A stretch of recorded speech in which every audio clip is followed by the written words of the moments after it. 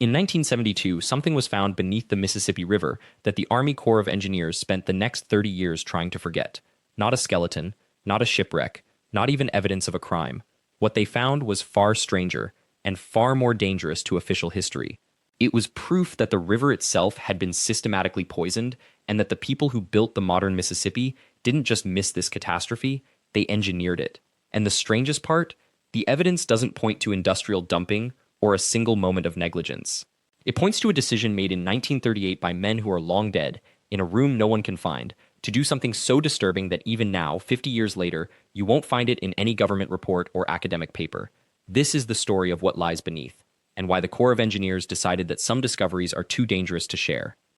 The Mississippi River isn't just America's most important waterway. It's America's most controlled waterway. By the time World War II ended, the Army Corps of Engineers had built so many dams, levees, and control structures along its length that the river was no longer a river. It was a series of managed pools, each one carefully engineered to serve human purposes. Flood control, navigation, power generation.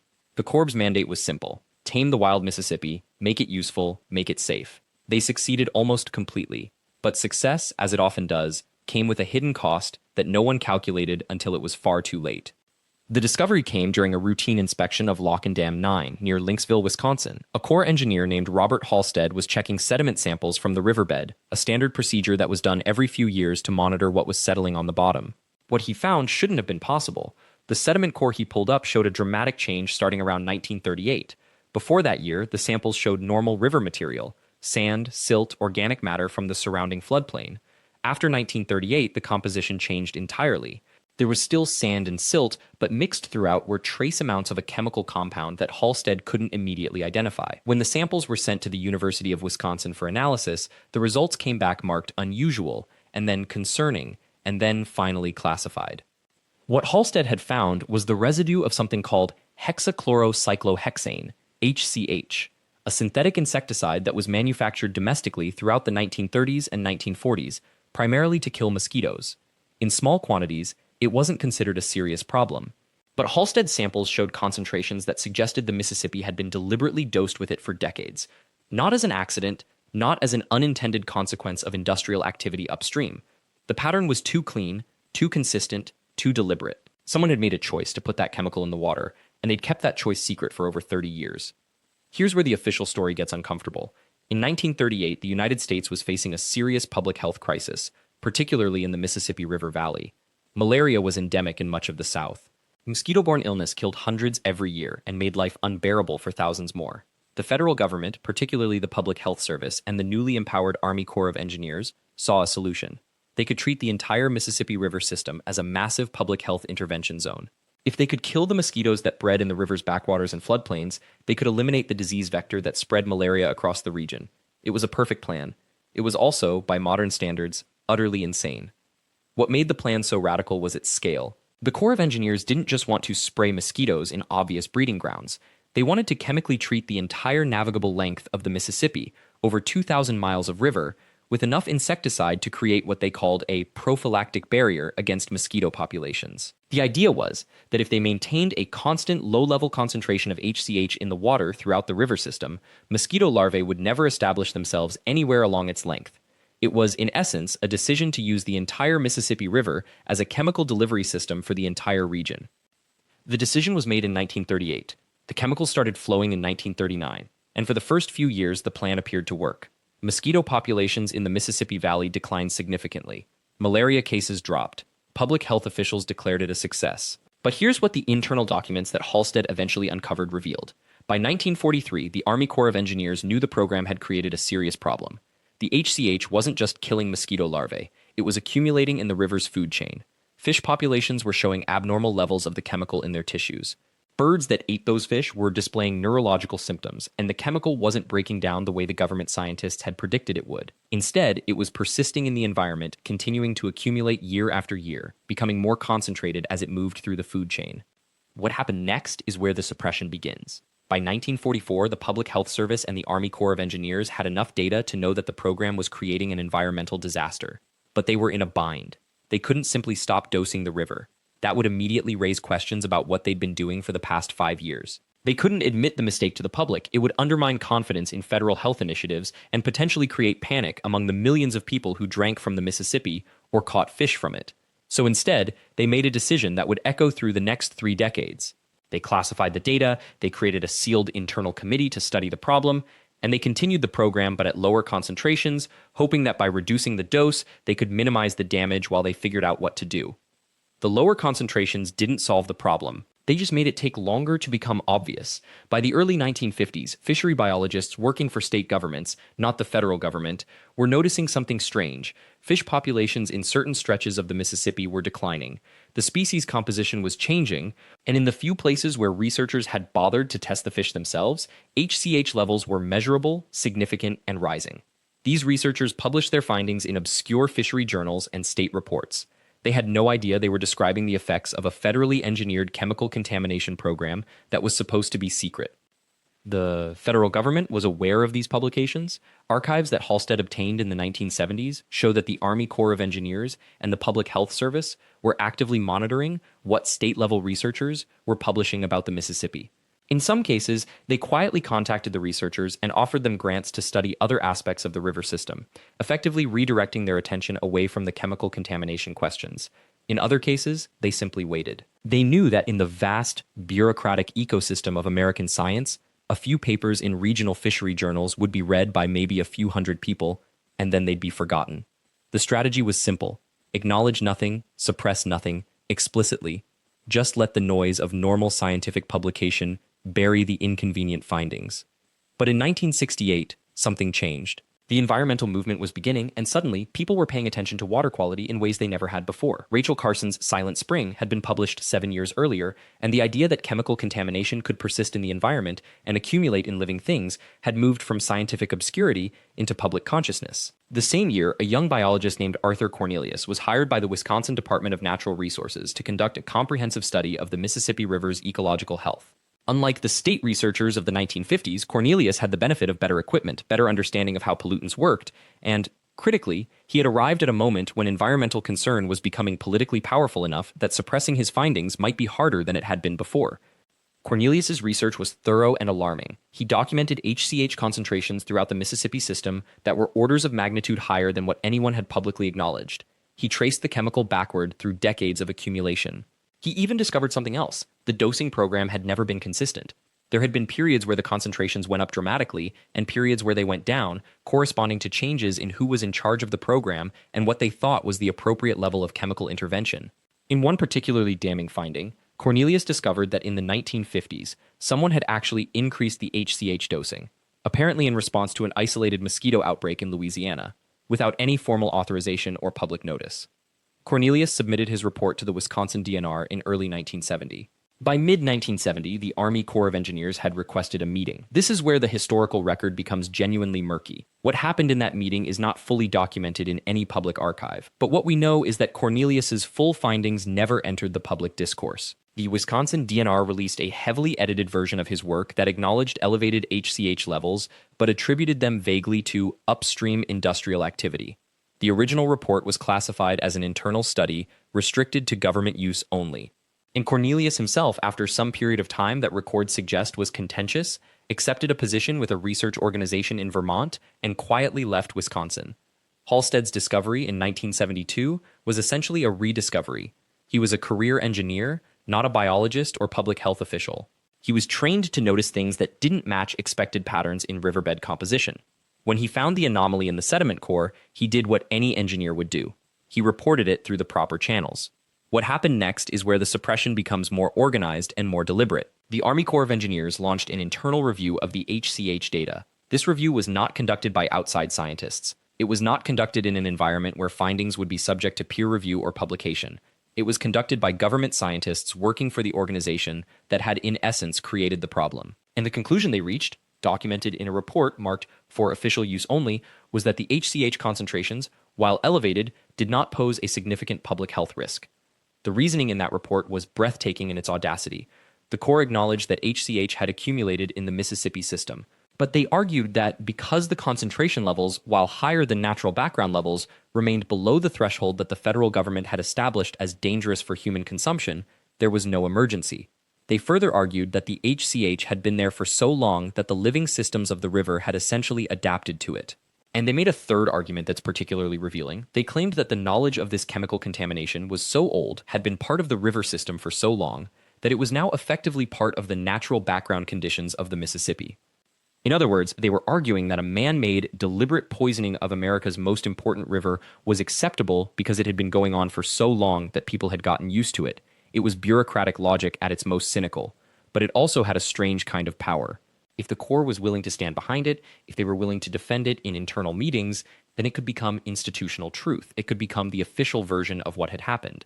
The internal report was compartmentalized. Only people with specific clearance saw it. Those people were bound by rules of government employment that discouraged them from leaking information. The mainstream media, which was beginning to develop environmental reporting capacity in the mid-1970s, didn't know to look for this story.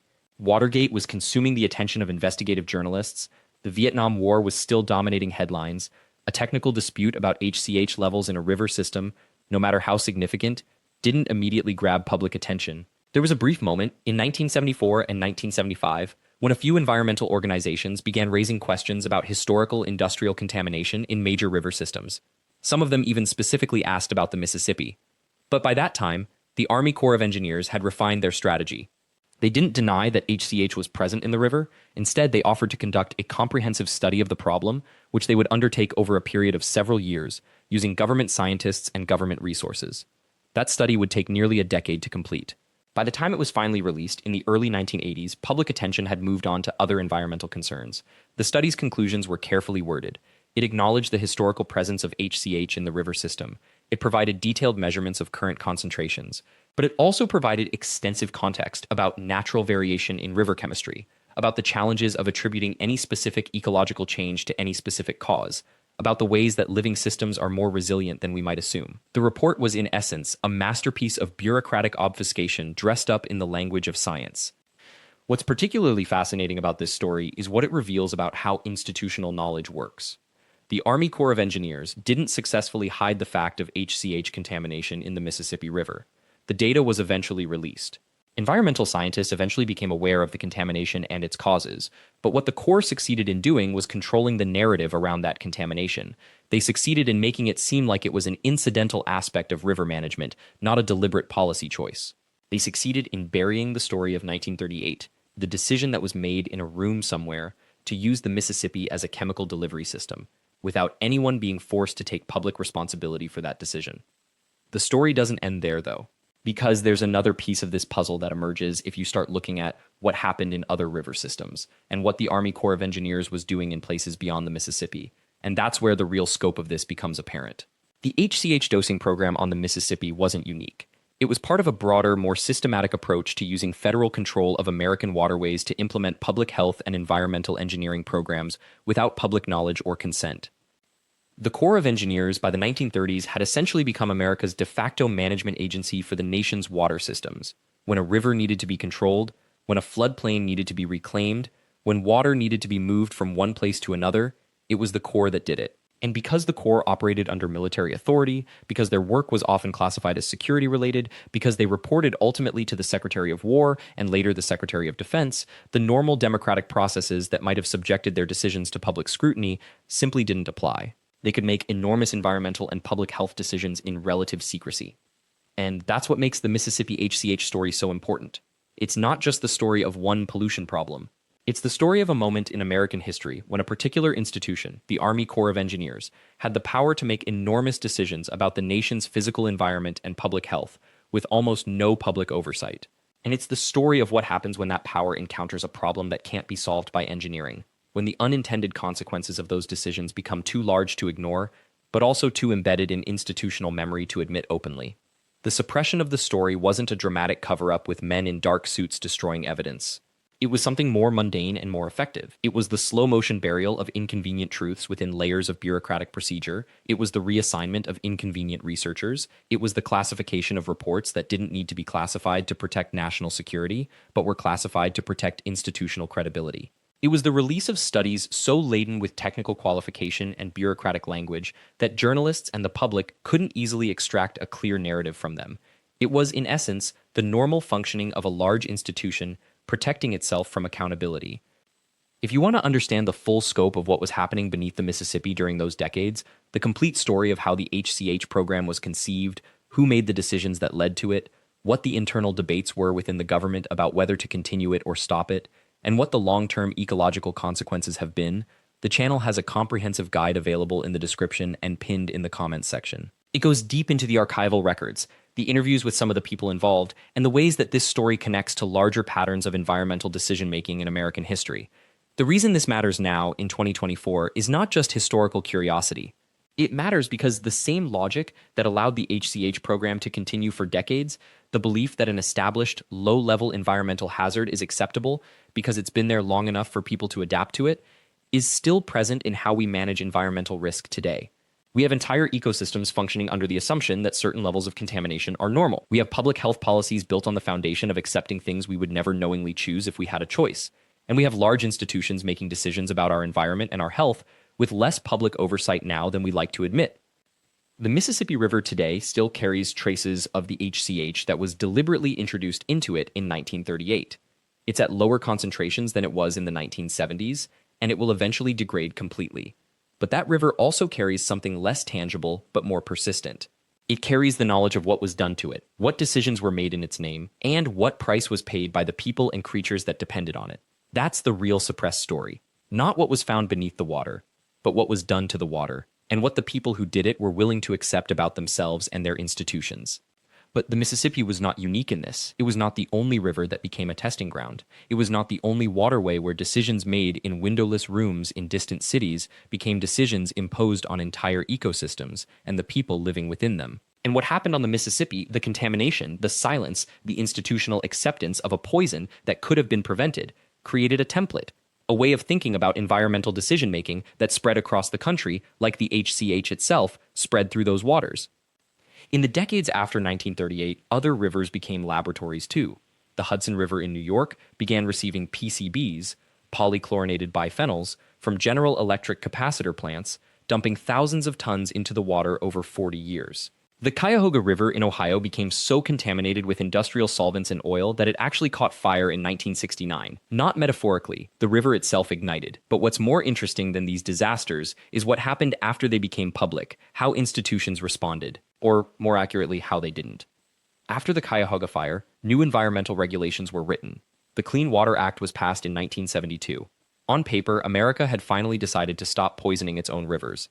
And in some measurable ways, it worked. But here's where the Mississippi story becomes relevant to something larger, something that still operates the same way today. The people who made the decisions that poisoned the rivers in the first place were rarely the people who suffered from living downstream. The decision makers in 1938, the chemists, the engineers, the government officials who signed off on dumping HCH into the Mississippi, none of them lived in the flooded lowlands of Louisiana or Arkansas. None of them ate the fish that was contaminated. None of them watched their children play in water they privately knew was poison.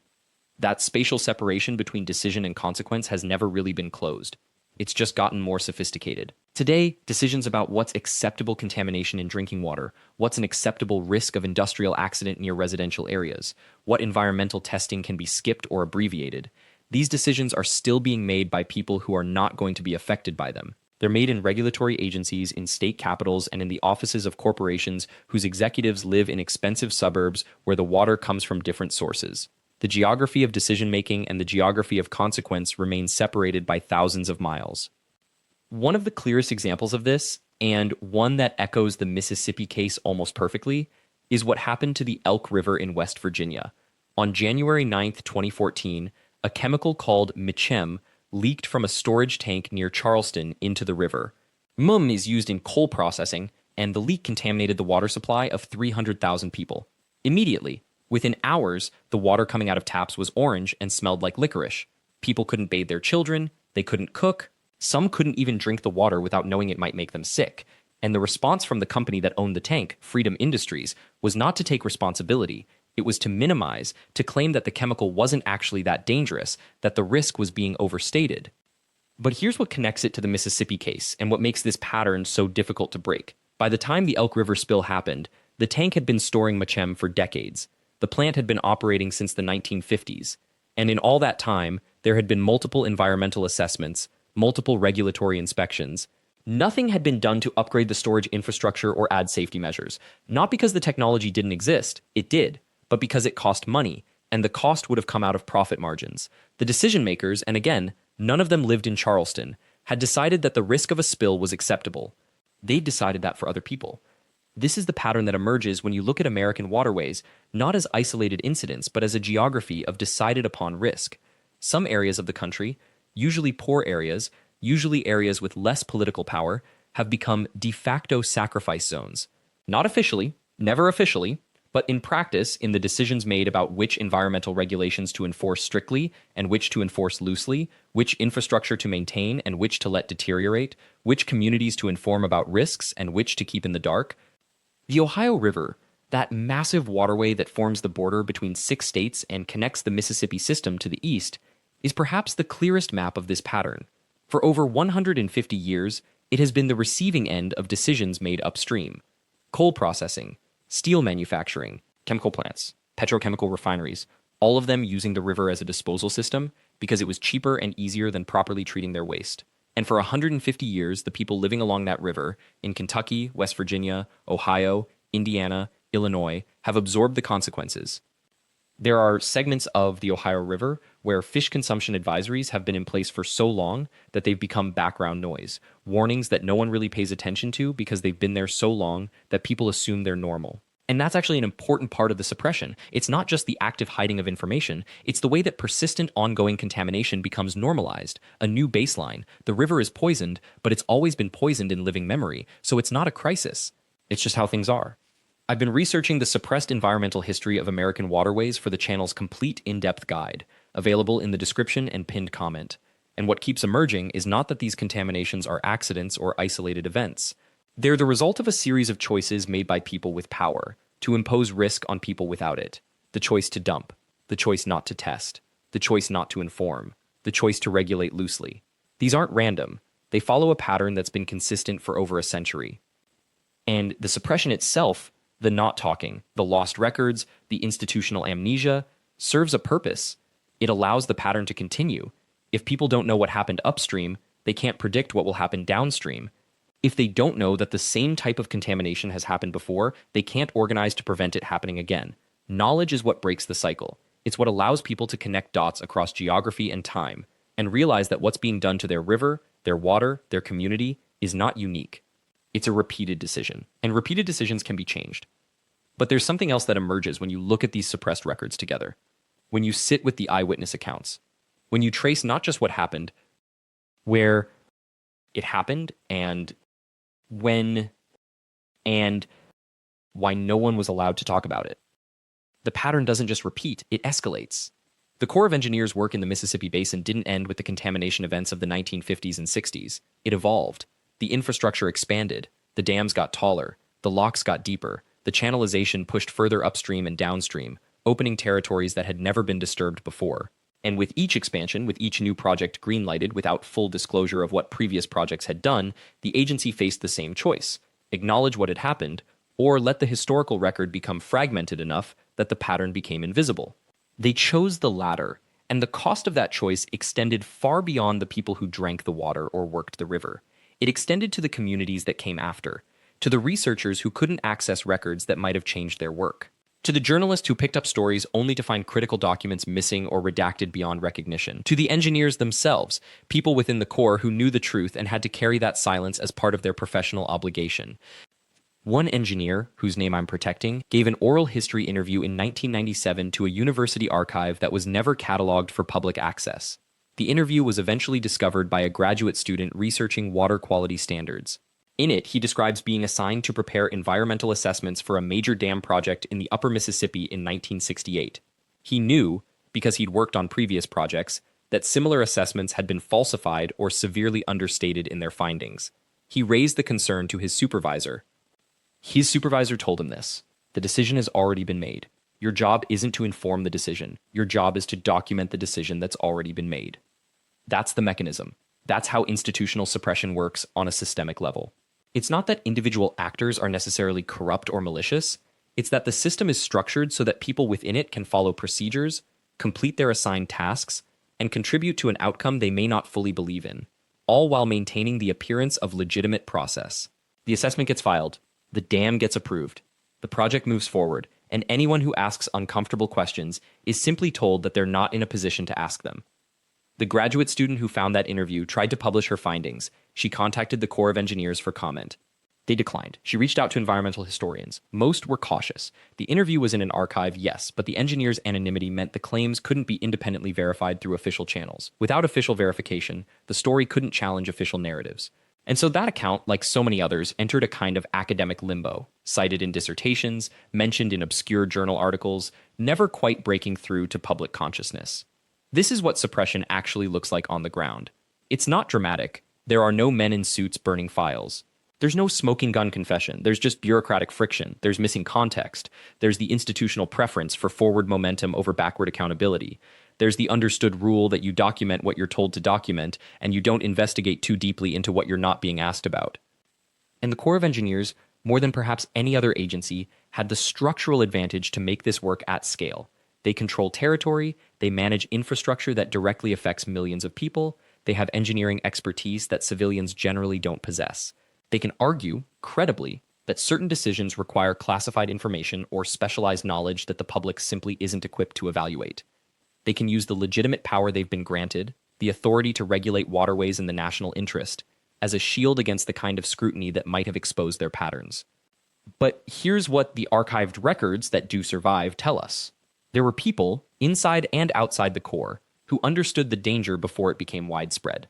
There were warnings that were documented, filed, and then filed away. There were alternatives that were proposed and rejected, not always on engineering grounds, but on economic ones. There were communities that were given partial information and asked to make decisions about their own water systems based on incomplete data. A 1962 internal memo from the Corps' Chicago District Office, discovered in the National Archives under a filing code that didn't obviously indicate its contents, discussed the acceptable risk levels for industrial discharge into the Great Lakes. The memo notes that fisheries in certain areas would likely be negatively impacted, but that the overall economic benefit to the region justified accepting this impact. What's striking about the memo isn't the conclusion. It's that the conclusion was already predetermined before the assessment began. The memo itself is structured as a cost-benefit analysis, but it treats environmental damage as a category of acceptable loss, no different than the wear and tear on equipment. That's the institutional logic that made suppression possible. Once you've decided that some people's environmental safety is negotiable, suppressing the full scope of damage becomes easier. You're not hiding corruption, you're protecting a reasonable decision that accounts for the public good, as your institution has defined it. The residents of the communities affected by these decisions were never told they were in an acceptable risk zone. They were never asked what level of risk they were willing to accept. The decision was made on their behalf, documented in language designed to be understood primarily by other engineers and administrators, and then filed in a way that made it extraordinarily difficult for outsiders to find or access. And this is where the geography becomes important, because the people downstream, literally and figuratively, were often different from the people making the decision. The factory owners, the Corps engineers, the politicians who benefited from the infrastructure projects, generally didn't live in the areas where the water was most contaminated. They lived upstream, in the cities, in the suburbs. They drank municipal water that came from protected sources. They sent their children to schools in districts that had resources. They could afford to live where the environmental compromises were least visible. The contamination followed class lines. It followed racial geography. It followed the pattern of how American infrastructure was always going to be built. The people who made decisions concentrated in centers of power. The people who lived with the consequences scattered across rural and working class landscapes. And the suppression made this pattern worse. Because if people didn't know what was happening upstream, they couldn't organize. If the records were fragmented or classified, researchers couldn't build the case that would have drawn media attention. If the academic work that did exist stayed in dissertations and specialized journals, it couldn't reach the people who were actually living with the problem. The system ensured that knowledge remained distributed in a way that prevented it from coalescing into public pressure. Until it did. And that's where this story gets interesting, because there's always a breaking point. There's always a moment when the suppression becomes too obvious, or when someone with access decides the cost of silence is too high. And in the case of the Mississippi Basin's environmental history, that moment came from an unexpected direction. Not from the Centers for Disease Control, not from environmental organizations, not from journalists, but from the U.S. Geological Survey, from a scientist studying sediment cores. In 2008, a USGS hydrologist named Dr. Robert Mead published findings from a 20-year study of Mississippi River sediment composition. The cores he'd extracted told a story that couldn't be ignored. They showed exactly when industrial pollution had intensified, when mercury levels had spiked, when agricultural runoff signatures had shifted. The physical evidence in those layers was irrefutable. You can't argue with geology, you can't classify a rock, and you can't suppress a pattern that's literally written into the Earth's crust. What Mead's work revealed was that the Mississippi's contamination hadn't been gradual or accidental. The sediment record showed accelerating pulses of toxins corresponding to specific industrial expansions: chemical plants, petroleum refineries, tanneries, paper mills. These weren't random. They were tied to decisions, to permissions granted, to waste streams that had been documented in state records but never integrated into a coherent public narrative. The Mead study didn't immediately make national headlines, but it did something subtler and more corrosive. It gave credibility to people who'd been raising concerns for decades.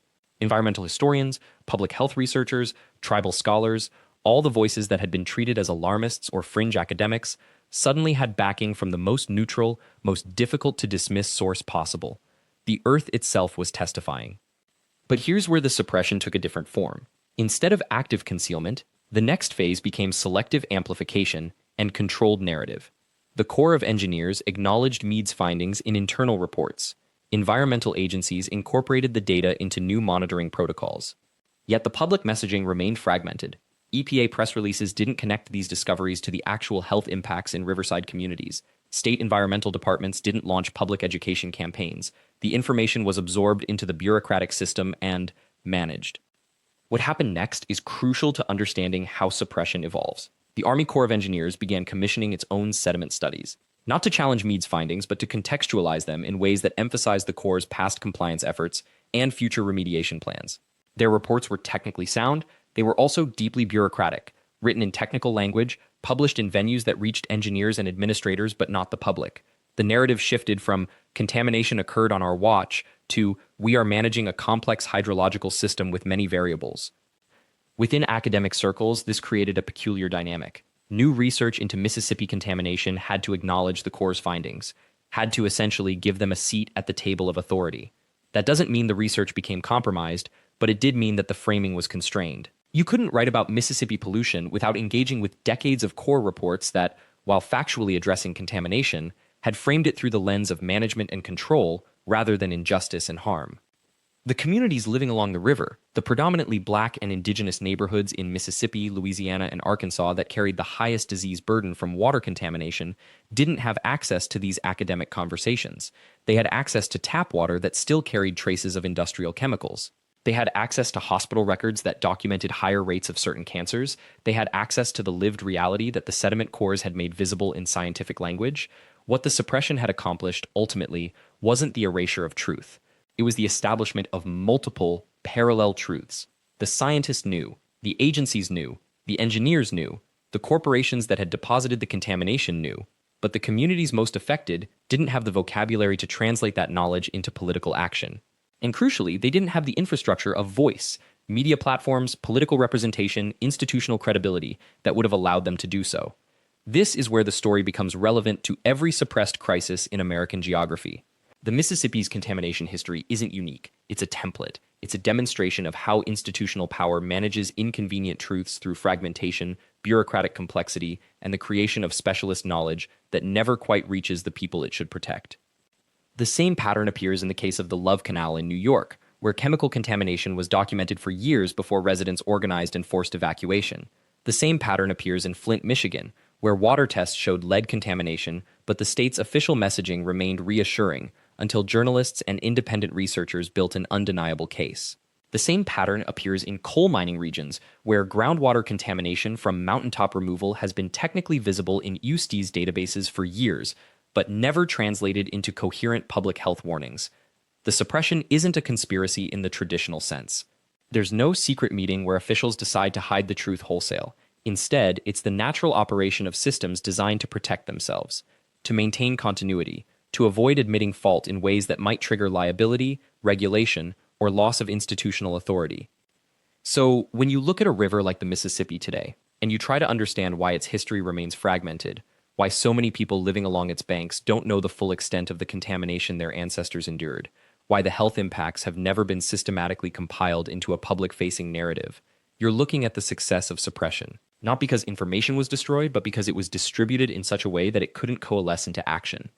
The records exist, the data exists, the science exists, but the story, the coherent, accessible, undeniable story, remains fragmented across government databases, academic journals, and the lived experiences of people whose voices haven't been amplified into public discourse.